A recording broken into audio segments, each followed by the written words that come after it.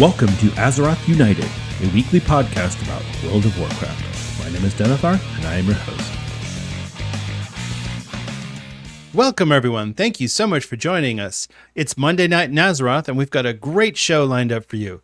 We're going to be talking about the re-release of Mists of Pandaria as we jump into Mists of Pandaria Classic that is going live on servers today, actually. So by the time you listen to this, it will already be live, but it hasn't happened as of right now. So we're going to be going through all of that and what's coming with Mists of Pandaria, what features we can expect, and we're going to do a little bit of a dive into the lore of Mists of Pandaria, or the Isle of Pandaria, really, and talk about that. So hope you enjoy, and yeah, that'll be the show for us for today. We got a little bit of news and some things to go over. Before I do get into the news, I wanted to talk about the so last week in WoW, we did the Scarab Lord. We finished the Scarab Lord grind. We got 4 Scarab Lords. So the Adept Scholars Society has 4 Scarab Lords, and we really enjoyed running through bug tunnels for days and days. But no, seriously, it was a lot of fun. We had a great time with the guild. I was able to participate in some of it. A lot of people were able to jump in here and there. But the one thing that I will say, and we'll get into this a little bit in the news, is that Blizzard just really scuffed the rollout of Encourage and the gates and the war effort and all of that. So we'll talk about that a little bit in the news segment. But suffice to say, we're all really thrilled that we are able to represent our server, Dreamscythe US, with 4 Scarab Lords. Near as we could tell, we're the only guild with 4. There were several guilds with multiples, but yeah, we had our 4 Buck Boys, and they were riding around on their mounts last night. It was a lot of fun, so congratulations on your Scarab Lord. Yeah, aside from that, mostly just getting ready for AQ was the week. I did some Marathon runs for the Nature Resist gear. I found out I can solo Razor Lash. I didn't know that I'm trying as I'm going through. I'm like, oh, I wonder if I can solo this. Oh, apparently I can. Razor Lash. So I did that a few times. I did a few more Noxian runs. Didn't get anything good from him. Trying to get a second trinket.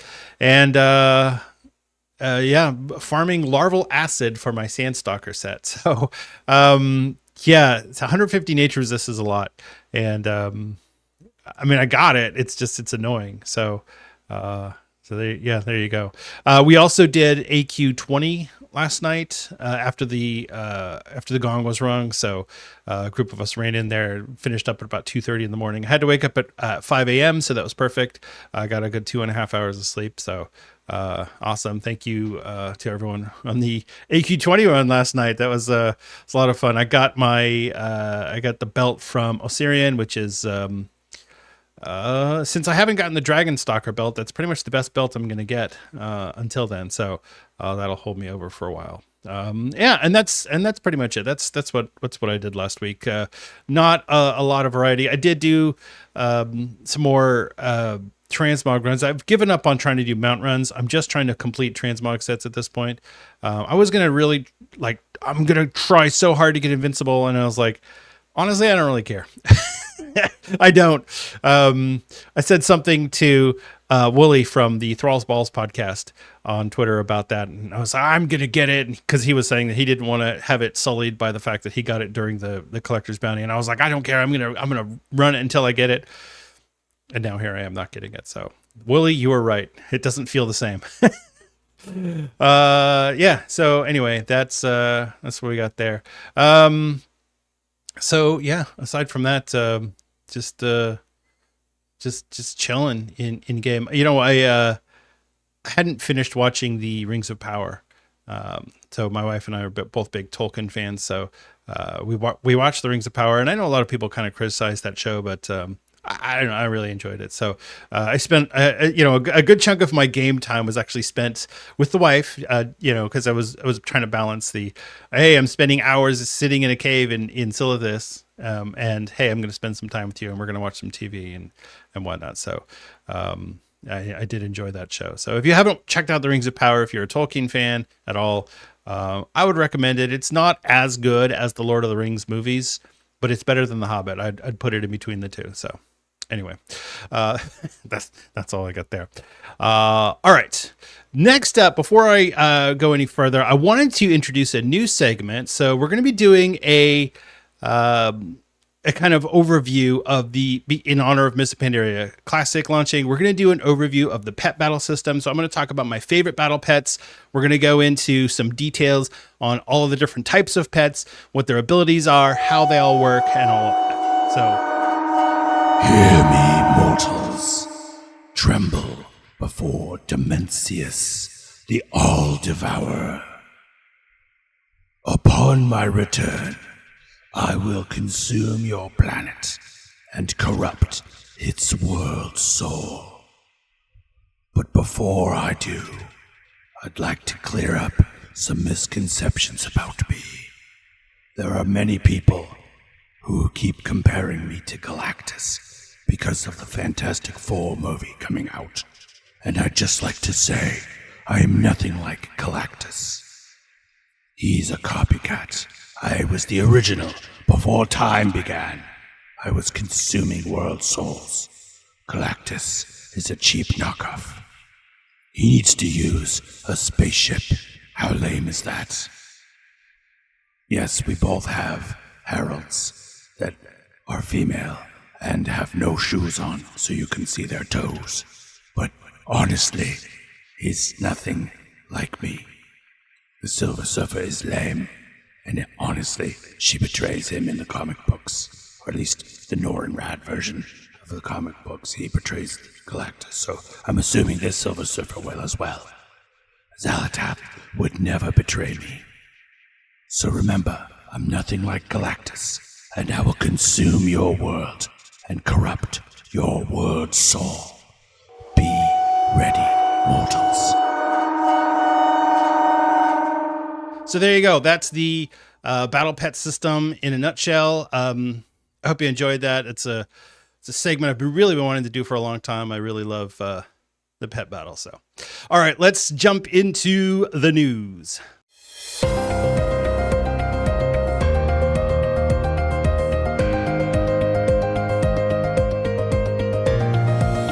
It's time for the news. In Blizzard news, so Blizzard has announced that the gamescom video game conference, where they're going to be doing the reveal for midnight.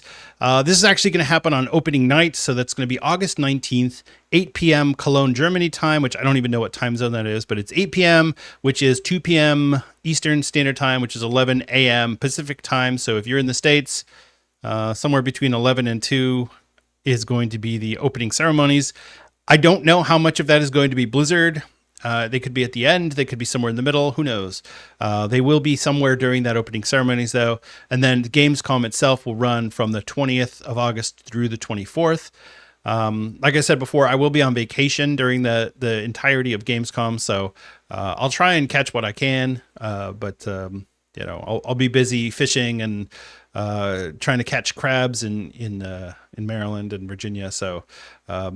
Video games, important, relaxing and having a good time, also important. So, right. So yeah, check out Gamescom if you, I think it's just gamescom.com, for the link. I'll put the link in the show notes if you can't find it, but just search for Gamescom 2025 and it'll come up. And I'm sure their YouTube channel will have something, or at least Blizzard will broadcast it somewhere. It'll be available on YouTube and you'll be able to watch it. Or you can check out your favorite streamer. I'm sure a bunch of streamers will be doing a live stream of the event as well. That's probably what I'll end up doing. I'll just pick a streamer and watch that. So, yeah, there you go. That's Gamescom 2025, the reveal of World of Warcraft Midnight, the new expansion, what that is going to entail. I don't know if we're going to get a release date. That's a possibility.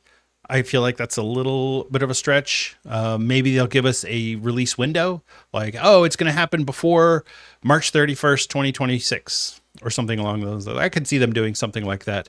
I can't see them saying it's going to launch on exactly this day because there's still a lot to do, but a release window I think is likely, given where things are, and especially after all the layoffs. I'm sure that things have just been chaotic at Blizzard. So there you go.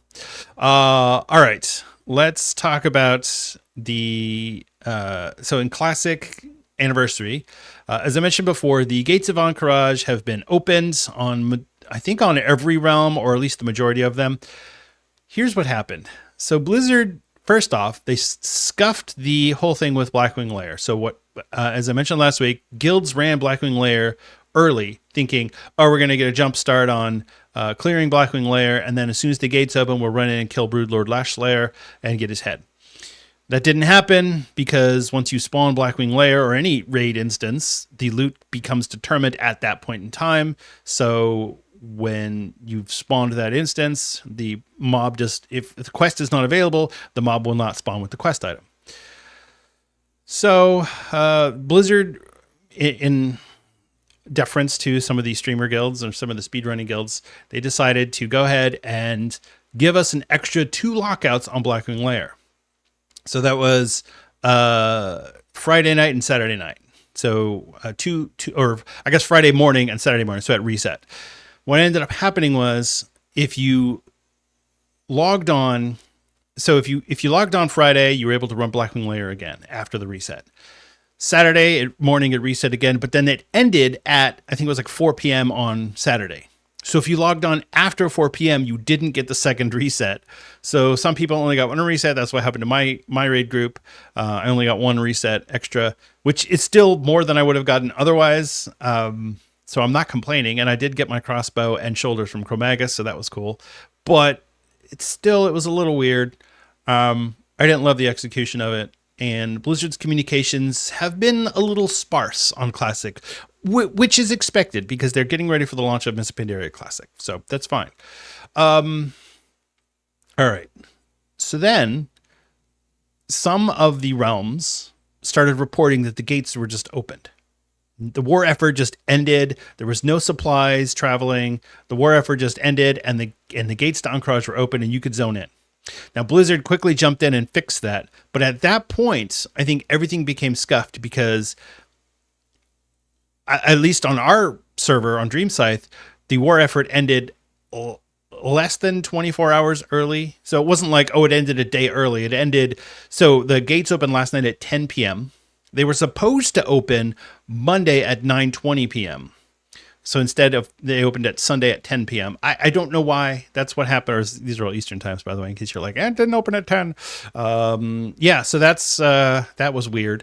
And so thankfully we were able to jump on. We got our Scarab Lords. That would have sucked if we hadn't known and somebody would have found out and we would have all jumped on. But anyway, that's not the point. There were guilds who were trying to finish Scarab Lord and they thought they had an extra day, and it turns out they didn't. And that was really rough. There were guilds that, like our guild, we were trying to get 4 Scarab Lords. Maybe they had one, but they were trying to get the second one or whatever. You couldn't get all your people online. People wanted to go farm rep because that first day of the 10-hour war, the rep there is fantastic. It was just a lot of things that didn't work out right. And no communications from Blizzard at all. None. We didn't see anything. People just figured it out based on what was going on. And anyway, the whole thing was messed up. And some people were speculating, oh, it's because of Season of Discovery, or, oh, it's because of this or because of that. I don't know why. And it doesn't really matter why. I feel like Blizzard, if they're going to give us this experience and say, here, we're going to create these servers for you, that's great. Do it right, please. Don't make us guess. Don't make it complicated. Don't screw things up. You know how the war effort's going to go. Program it in. Don't mess everything up. Just give us the experience that we're paying for, basically, is what I'm saying.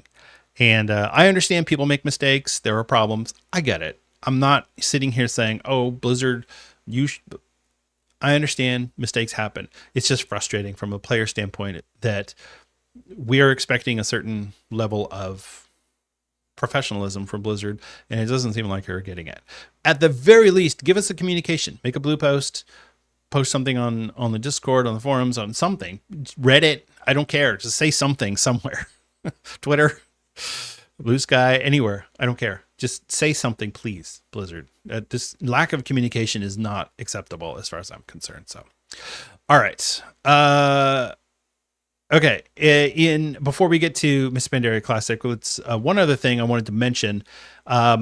So the Collector's Bounty and the Greedy Emissary events are both going to end at the end of this week. So this will be the final week that you'll be able to do any of the Greedy Emissary things. So if you have not gotten Inarius' Charger, if you have not gotten any of the Diablo themed recolors of the tier 2 HD sets that came out, I mean, some of them look cool. Most of them look meh. I got the Death Knight one. That was the only one I really cared about. And that's really the only thing to spend your currency on. So if you're getting your currency and you're like, what do I spend this on? Just that. That's it. Just those sets. So once you've gotten your mounts, if you don't want any of the sets, it's pretty much done. So yeah, that's going to end on Tuesday the 28th. Or the 29th. It's Tuesday the 29th, sorry. Tuesday the 29th with reset. It'll go away. Same thing with the Collector's Bounties. If you have not farmed your transmog, if you have not farmed your mounts, if you've not farmed whatever it is that you're trying to farm, that will also end on Tuesday the 29th with reset. So do it while you can. This is your last chance to farm all of these wonderful fun things in World of Warcraft. Go get your pixels, kids. All right. Man, I love the Collector's Bounty event. I'm really hoping that Blizzard does more with this. I talked about this a couple weeks ago, but I truly believe that they need to have some way of reintegrating this back into the game. Maybe not with every expansion all at once. Maybe whenever something has time walking, that expansion gets the Collector's Bounty. So if you go run the old raids not in time walking, you get that extra bonus. You get the chance for the mount. I think that would be really cool. I think Blizzard should do that. That way it keeps it relevant, but it's not constant. It's not every expansion. It's just the one. So yeah, okay. So you only get to farm Invincible when Wrath of the Lich King goes up. Okay, big deal. Go do it every 6 months or whatever it is. So that's just my thought. All right. There you go. Let's talk about Mists of Pandaria Classic. So this one is a little weird. So here's the thing with Mists of Pandaria. As an expansion, it gave us a lot of features, right? We had so many things that we were able to do in Mists of Pandaria that were new and different and exciting. When we're doing it again, and when we did Remix, we didn't get all of the systems. It was just the story, it was just the zones, it was just the loot.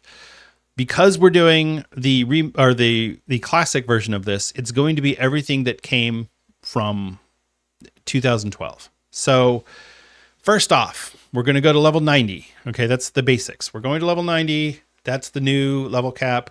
They did this weird with Cataclysm and Mists of Pandaria where it was 5 levels. I don't know why after Mists of Pandaria, when we did Warlords of Draenor, we went back to 10 levels.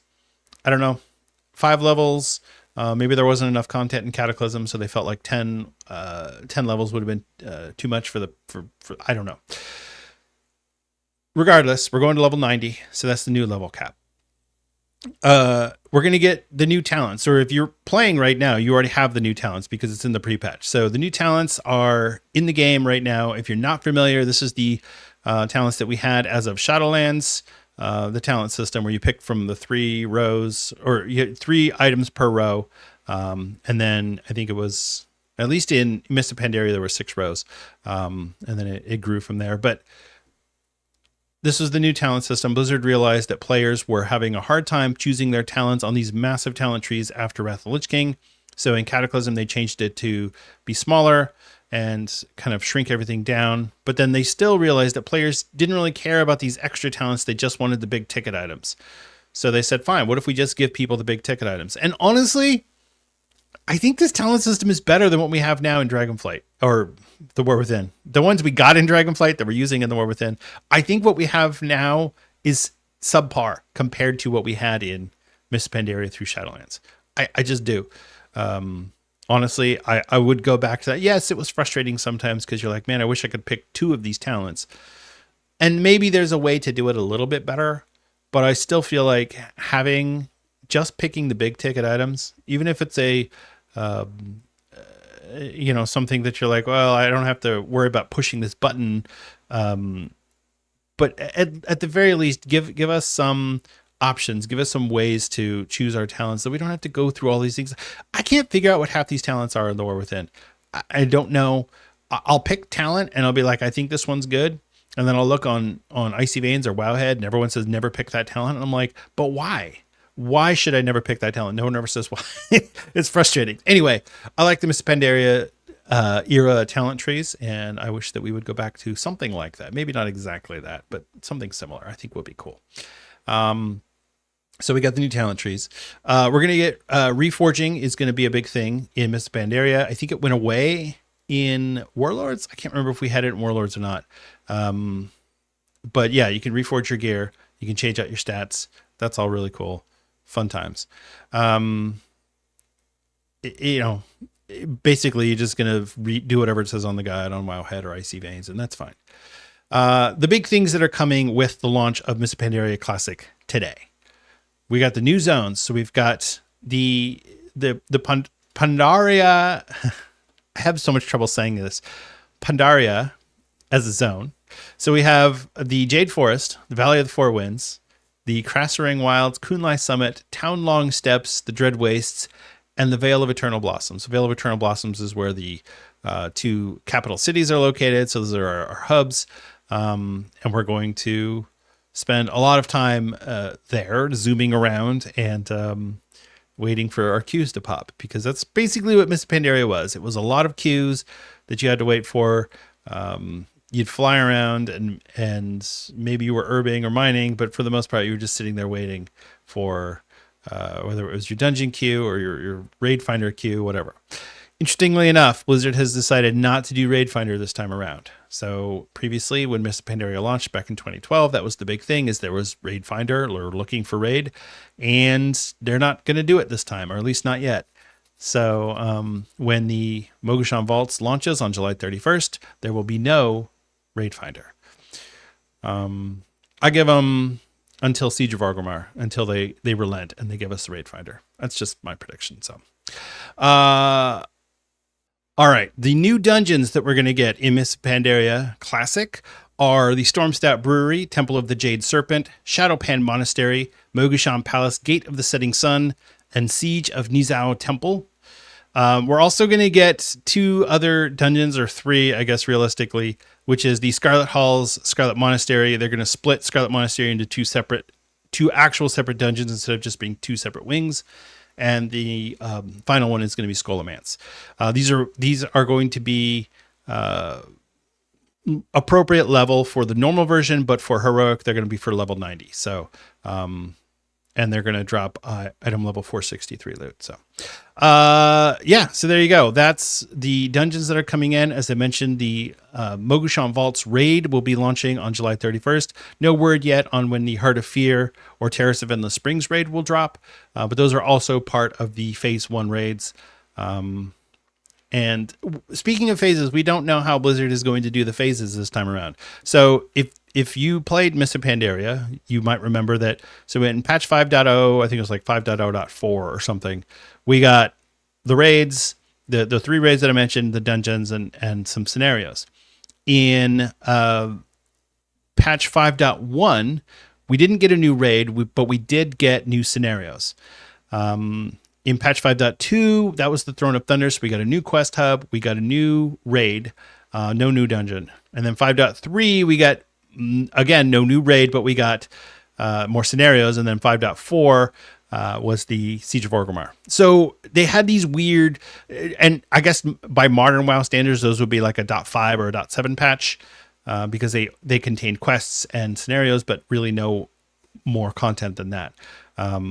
So it's possible that Blizzard could have this roll out in 5 phases. It's possible that they could have this roll out in 3 phases. I don't know. We're going to have to see. More than likely what will happen is we'll get each of those extra, those patches without raids will just be a shorter phase. Maybe the phase 1 will last a month or two, and then we'll get phase 2, which will include the quests and the scenarios. And then phase 3, several months later, we'll get, and that'll be the Throne of Thunder. So we'll see. Blizzard hasn't said what the timeline is going to look like. We do know that it's going to be compressed compared to the original. I'm suspecting that Mists of Pandaria Classic will probably run about 18 months all told. I know Blizzard does not want us sitting in Siege of Orgrimmar for a year. Whatever happens, 6 months at the absolute max, probably 4 months would be better.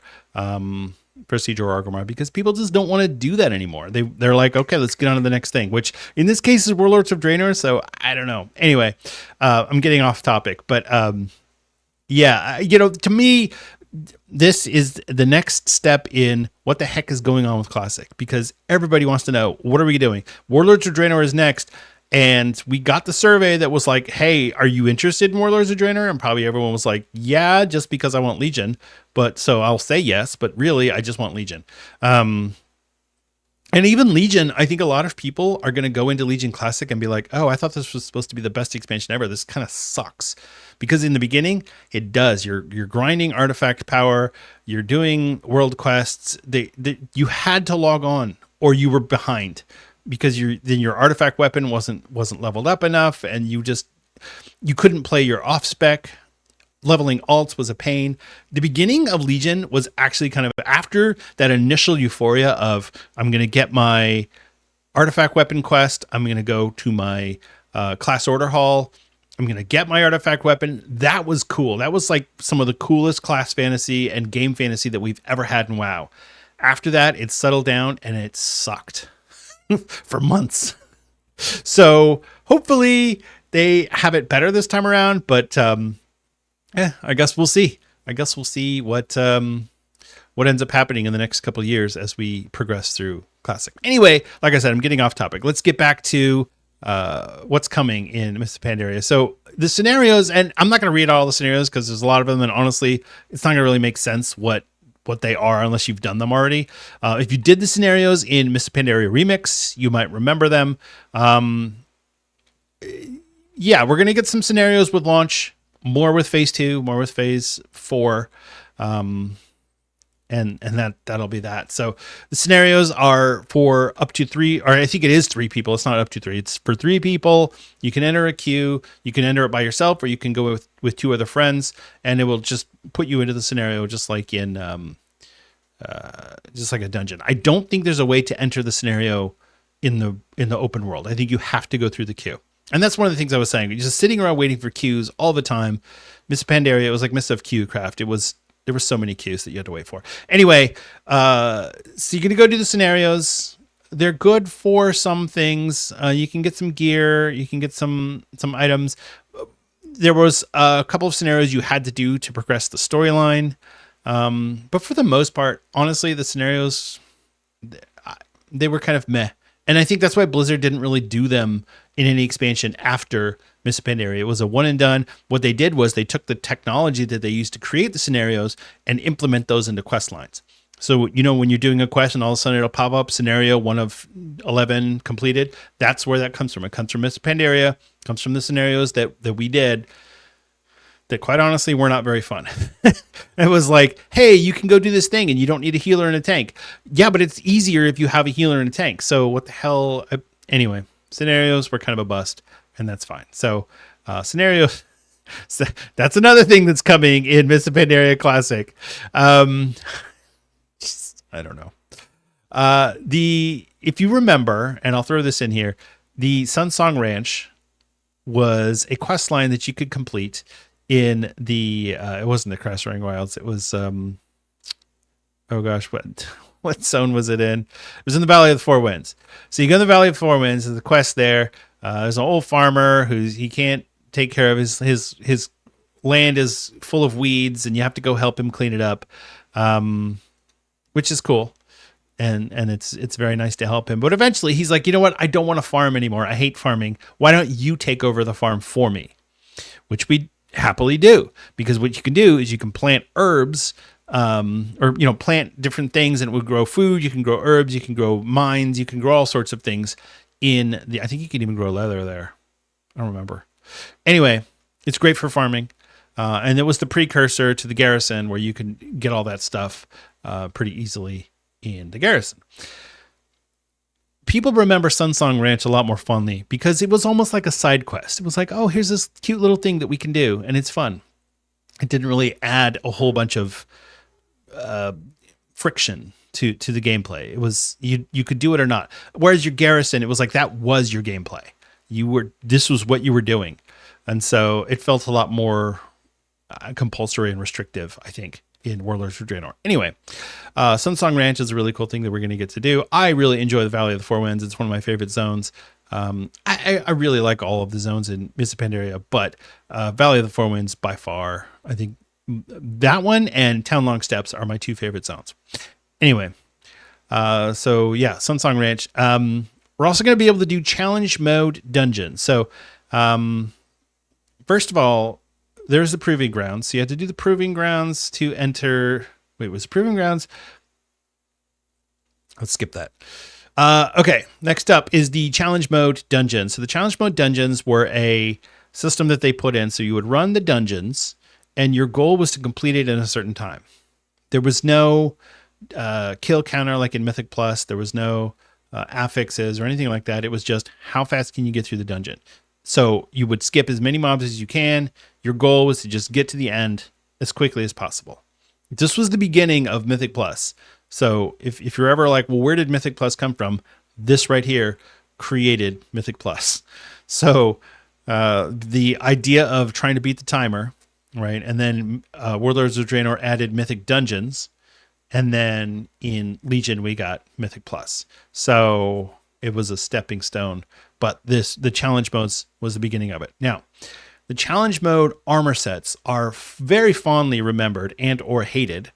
They're fondly remembered by the people who have them, and they're hated by the people who do not, because you cannot get them anymore, because it's impossible to run those dungeons at level, because we're obviously higher level now, or we're not higher level. It was level 90, and we're level 80 now. But anyway, the point is we're not in Mists of Pandaria anymore, so you can't run the challenge mode dungeons.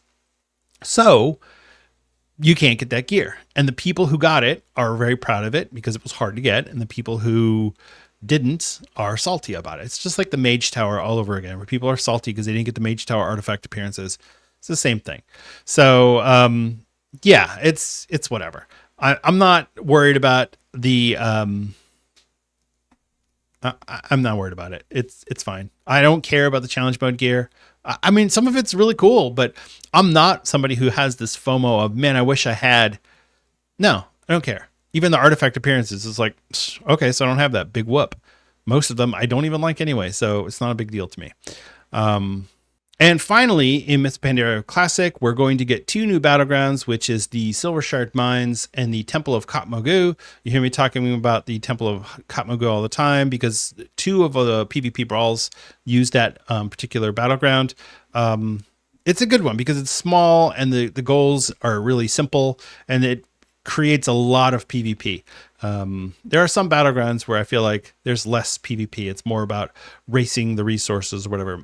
Temple of Mogu, there's a ton of PvP. I really like the one. Silver Shard Mines is the opposite. That was probably one of my most hated battlegrounds. It's so frustrating. I hate that one so much. So anyway, those are the two new battlegrounds.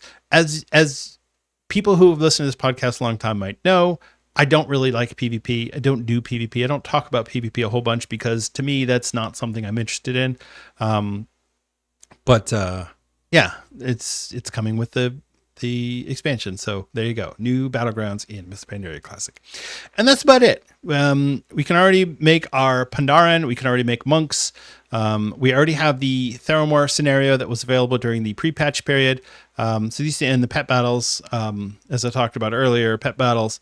So those all came with the pre-patch. This is just the stuff that's coming out today or yesterday as you're listening to this. So I hope you enjoy Mists of Pandaria Classic the second or third time around if you count the remix. It's, to me, one of my favorite expansions, not just because, oh, the gameplay was so good, because it really was. All the classes felt good. All the gameplay felt good. I really enjoyed every class that I played. I enjoyed. The environment that we were in, Pandaria itself, is gorgeous. Just flying around there. I loved it so much. When I first saw Mists of Pandaria at, I think it was BlizzCon 2011, I was so disappointed. I thought, this looks so stupid and cartoony and kiddie. It's like a kiddie version of WoW. But once I got it, because I was like, all right, well, this is WoW, so I'm going to play it because I'm playing WoW. This is what I do. And so I started playing it and I was like, man, I love this. This is great. And the storyline actually took I think a lot darker turn than anyone was expecting with the whole Garrosh thing. So yeah, that was a lot of fun. So anyway, Mists of Pandaria Classic will be available as of 3 p.m. Pacific time. It is currently 4:30 p.m. Eastern time, so it'll be about an hour and a half from where I'm sitting till Mists of Pandaria Classic comes out. So there you go. And that's what's coming. And so we'll get into the lore a little bit when I do the main topic of the week. I don't have a whole lot that I want to go over there. I just, more than anything, I'm kind of trying a new idea of a lore-based segment. I want to do more lore topics. I'm fascinated by the lore of World of Warcraft, and while this isn't Live Laugh Lore podcast, or there's a couple of other lore-based WoW podcasts, or a WoW YouTube channel that does lore, like Noble or someone else. I want to do my own thing, and so I'm going to do it my way. And so hopefully enjoy it. So, all right, before we get into all that, let's talk about what's going on this week in World of Warcraft. Okay, this is the War Within Season 2, Week 21. Only 2 weeks left, kids. So this week and next week, and then it's done. And there's no midweek or kind of post-season week. Blizzard is launching Season 3 on August 5th. We won't be able to do Mythic Plus yet, but you will be able to do the Heroic Dungeons of Season 3 and the Mythic Dungeons, at least 6 of them, for Season 3. So there's only 2 weeks left for Season 2. So if you have not completed your Season 2 goals, whatever your IO score that you're looking for, you're trying to get AOTC, whatever it is, make sure you do it in the next 2 weeks, because all that will go away starting on August 5th. So, all right. The Mythic Plus affixes for the week are Pulsar, the +4 affixes. Orbs spawn around players and orbit them at a fixed distance. Other players must soak the orbs. I really like this one. This one's super easy.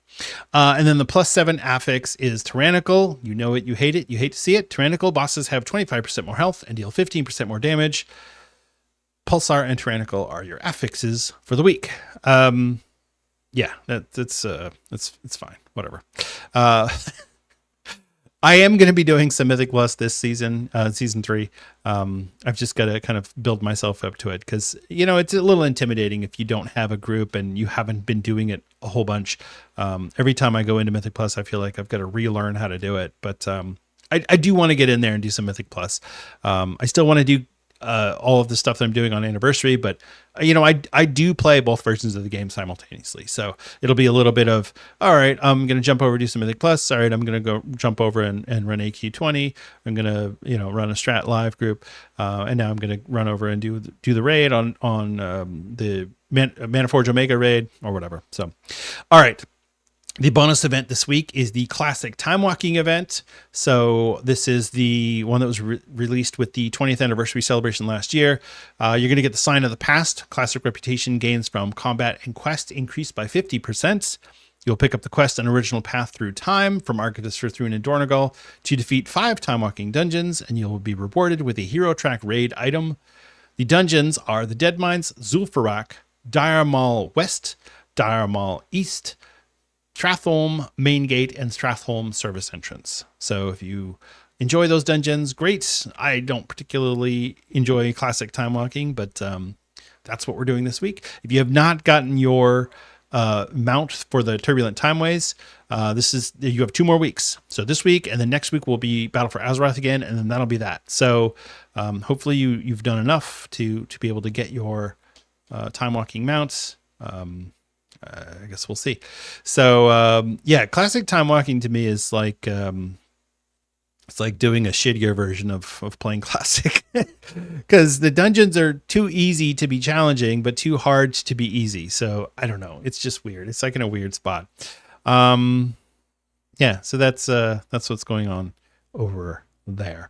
The PvP brawl for the week is Comp Stomp. Jump into a Wrathy Basin for a head-to-head battle against AI opponents.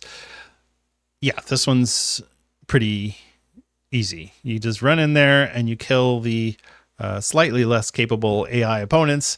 They're harder than you might think, but they're easier than playing against other players. So you should be able to steamroll them pretty quickly. When you zone in, you'll get the quest Something Different to win a PvP brawl, and you'll be rewarded with Conquest, Honor, and Marks of Honor.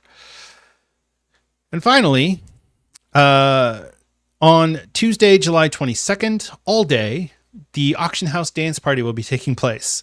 The main auction houses in Orgrimmar and Stormend have been cleaned out and turned into dance parties for the day. Crowd on in and show some faction pride. Yeah, this is always really fun. I like to go, and the wife and I actually did. I think it was last time this showed up. We picked out special transmogs like we were going clubbing, and we went and we danced in the auction house dance party. And there was like 3 other people in there, but still we had fun mostly picking out the transmog. But it was a good time.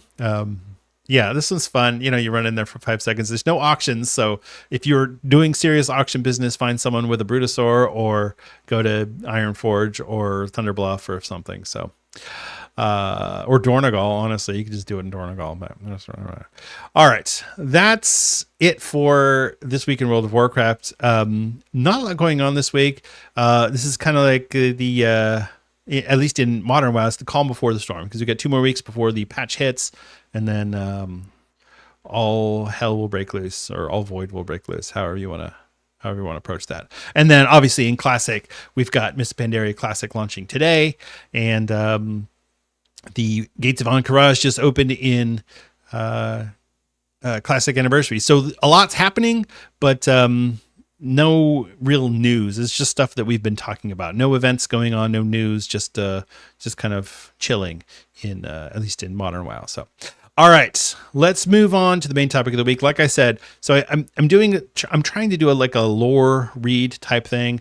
We'll see how it works. If people like it, great. If not, it's fine. Not every idea that I have is going to be a good one, and sometimes I have ideas that's like, well, it sounded good in my head, but then when I actually did it, it didn't work. So we'll see. I don't want to shoot myself in the foot and cut myself short. I do enjoy doing this sort of thing, and I know a lot of people enjoy the lore. So if you enjoy this, great. This particular segment, I'm also going to just cut this out of the podcast and create a YouTube video for this as well. So it'll be included in the podcast episode, but if you want to just check this out on your own, you can also check out the YouTube video. I'll put I don't know if I'll put a link in the show notes. Anyway, it'll be on the Azeroth United YouTube channel. So if you want to subscribe to the YouTube channel and check that out, it'll be there in a day or two. So anyway, that's what's going on. Let's move on to the main topic of the week. It's time for the main topic of the week.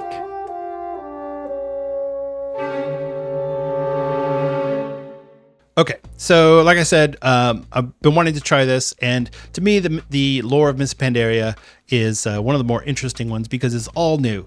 Everything is new and kind of unique to Mists of Pandaria and special for what's going on.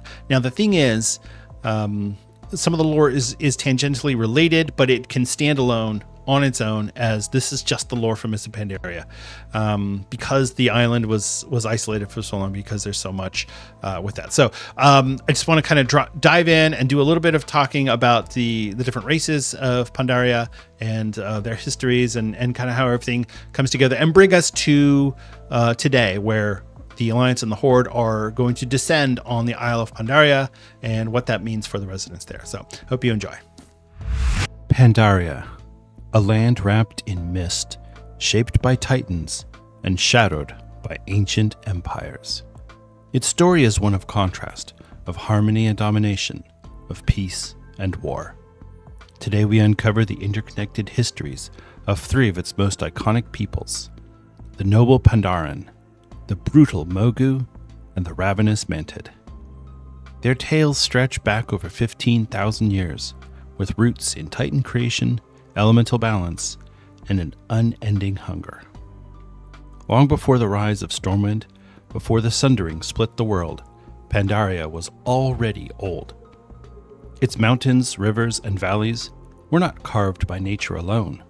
The Mogu, a race of Titanforged, were created during the Ordering of Azeroth, born of stone by the Forge of Wills and awakened by High Keeper Ra. They were laborers of the Titans, shaping the land, carving the rivers, and battling the corruption of the old gods. To the south, in the land's wild expanses, another ancient race stirred, the Mantid. Insectoid and cunning, they were the children of the old god Yasharaj, thriving in the wastes beyond the mountains. While the Mogu sought order, the Mantid embodied chaos, guided by a hive mind, the Empress, and a connection to their now dead old god. Amidst these titanic forces, the Pandaren, peace-loving, curious, and wise, their origins remain shrouded in mystery, but they were among the first mortal races to call Pandaria home.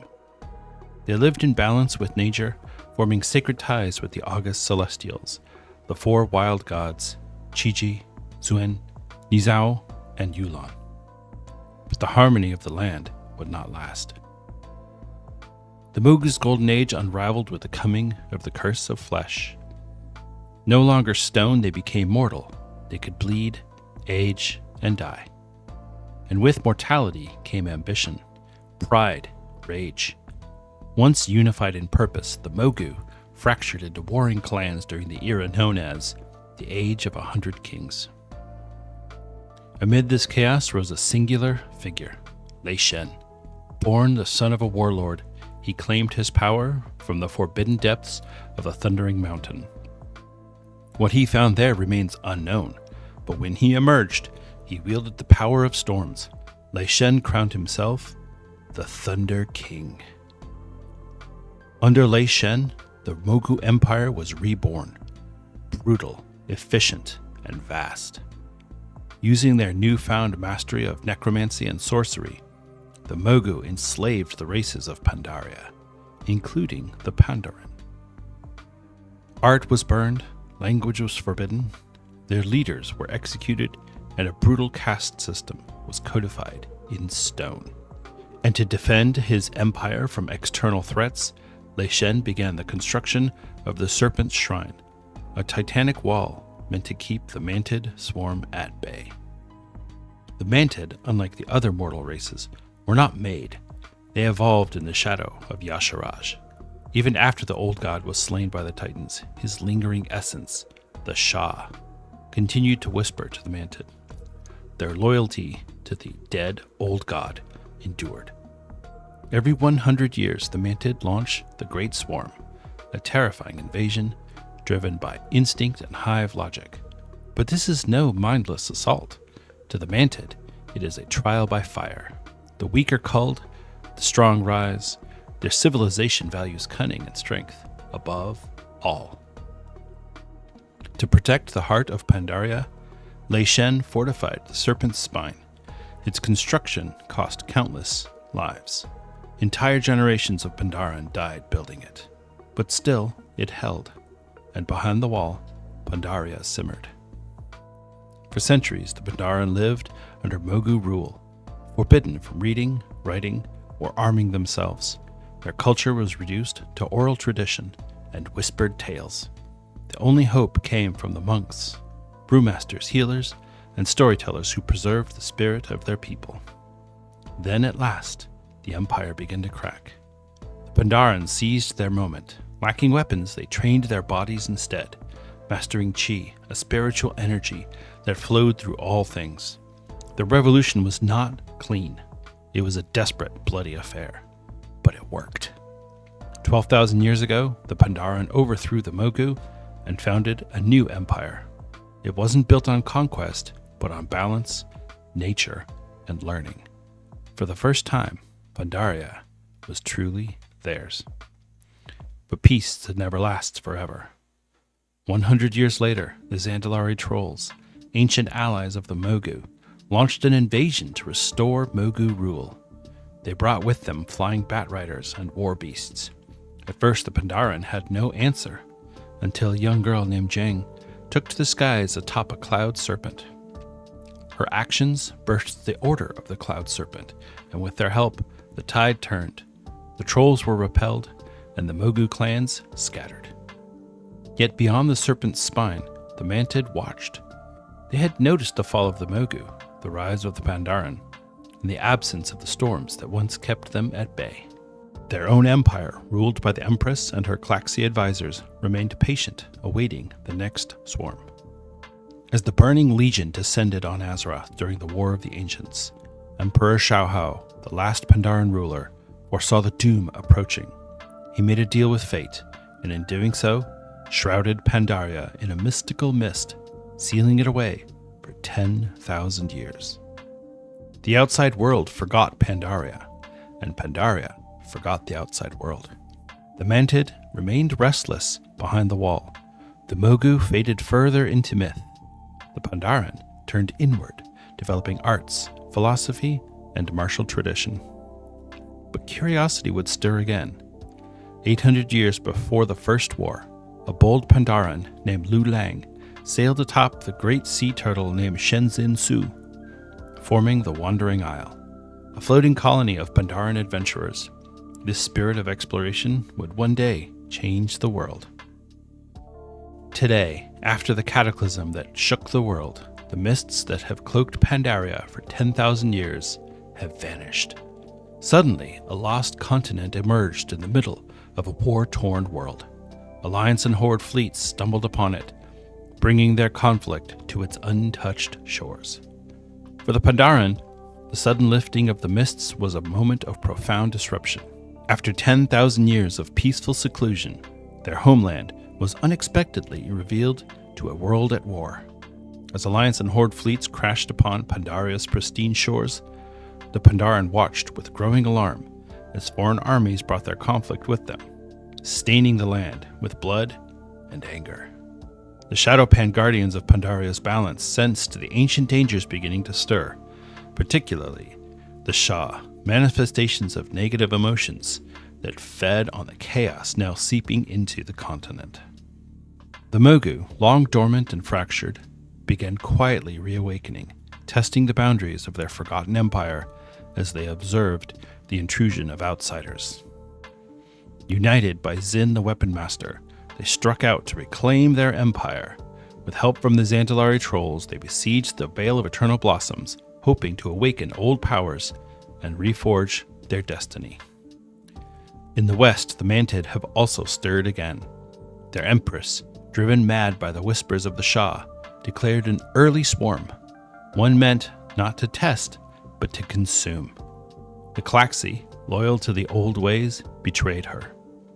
For the first time, Mantid joined with outsiders to protect their future from their own madness. As the mists part once more, players will return to a land teetering on the edge of discovery and destruction. The drums of war echo through jade forests, ancient empires stir from their slumber, and forgotten evils begin to rise. As you fight to restore balance alongside the Pandaren, uncover the buried secrets of the Mogu, and confront the looming threat of the Mantid swarm, Mists of Pandaria Classic invites you to experience one of Azeroth's most visually stunning and emotionally rich expansions all over again. A new journey begins, full of timeless mysteries, heroic trials, and their eternal question: will you find harmony or unleash chaos? All right, that's going to wrap up our episode for this week. Thank you so much for listening and for watching. I really do appreciate it. It is always a pleasure and a privilege for me to get on this microphone and speak to you. If you're enjoying the podcast and you would like to help us out a little bit, you could consider giving us a 5-star rating and review on Apple Podcasts or Spotify. That really helps out our distribution. So if you are inclined to do so, I'd be very grateful. If you are watching this on YouTube, you can help us out by giving us a like, comment, and a subscribe. That'll help feed the algorithm. It's been the YouTube game is fascinating to me, how fickle it is. But anyway, if you want to get a hold of me directly, you can send me a message on Twitter. I'm at Denethar on that platform. You can also hit me up on Blue Sky. I do check that occasionally as well. I'm at Denethar on that platform as well. You can also occasionally catch me streaming on Twitch or YouTube. I am at Denethar01 on both of those platforms, so you can check that out. I don't do a whole lot of streaming, but yeah, it's something I do occasionally like to do. I once upon a time I thought I was going to be a streamer, and then it's too much it's too much work for me. You've got to be on camera for so long. It's so much work. I can't. It's no, thank you. That's not for me. So. Yeah, so if you want to get hold of me on any of those through any of those methods. We'll have all of the information in the show notes as well. You can also check out our link tree, which is AzerothUnitedPod.com. It's got the link to our Discord. It's got the link to our Patreon and a couple of other things on there. So speaking of our Patreon, that's the final way that you can help us out if you are enjoying the show. We have several different tiers of patrons, from a free tier to our top tier, which is the friend of the show patrons. And I'd like to thank our friend of the show patrons right now. So thank you to Judge Omni, Stuglife, Theliel, and Greybeard. Thank you all so much. You definitely help make Azeroth United possible. We got a few reviews from Apple Podcasts, or ratings from Apple Podcasts. We didn't get any new reviews. So if you leave a review, even if it's something short and simple, I will read it at the end of the podcast in this segment here. So if you'd like me to say something funny, or if you'd like me to say something, whatever, I'm happy to do so. Just, keep it relatively clean. this isn't a G-rated show, but it's certainly, I do not endeavor to make it an R-rated show. So let's try and keep it, let's try and keep it PG-13 if we can. All right. And I think that's going to wrap up our show for today. So once again, thank you so much for listening. I really do appreciate it. It means the world to me to know that people are enjoying the show. So thank you. And remember to be good to each other out there, because everybody that you talk to, everybody that you meet, that's a real life person, and they have real feelings and real values. And it's okay to be different, and it's okay to disagree, but we're all playing a video game. And so as far as I'm concerned, everybody out there, I'm going to give them the benefit of the doubt, and just smile and nod and say, how you doing? Have a good time. If you continually prove yourself to be a jerk, though, I'll let you know. But in the beginning, everybody has my trust. So just be nice and smile and just be good to each other. It doesn't take much to be a nice person. So, all right, take care. I love you all, and I'll see you in Azeroth.